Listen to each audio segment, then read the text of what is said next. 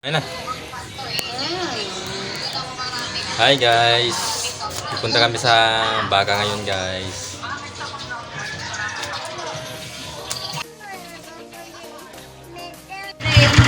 Hi guys!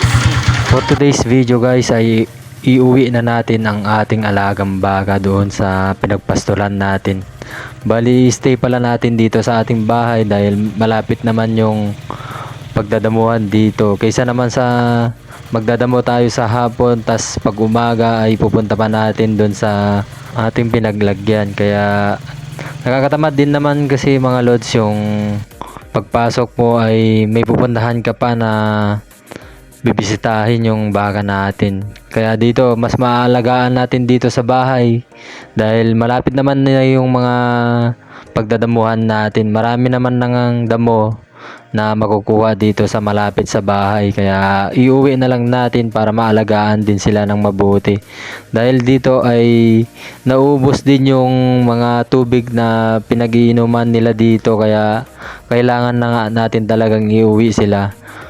Pumayat din sila mga lods dahil sa wala din silang makain masyado dito sa ating pinaglagyan. Kaya for today's video guys ay samahan nyo kami na iuwi itong baka mga lods.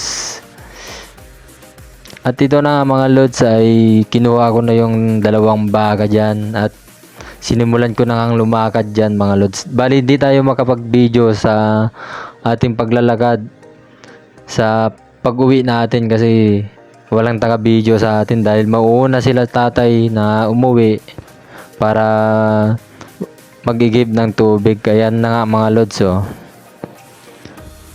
umiinom na sila dahil wala silang nainom kanina doon sa ating pinaglagyan dahil sa walang masyadong ulan na naman dito. Kaya wala na naman tubig doon. At ayan na nga mga lods pagkatapos natin pinainom sila ay dito naman kumakain na sila. At hanggang dyan na lang muna mga lods. Bye bye.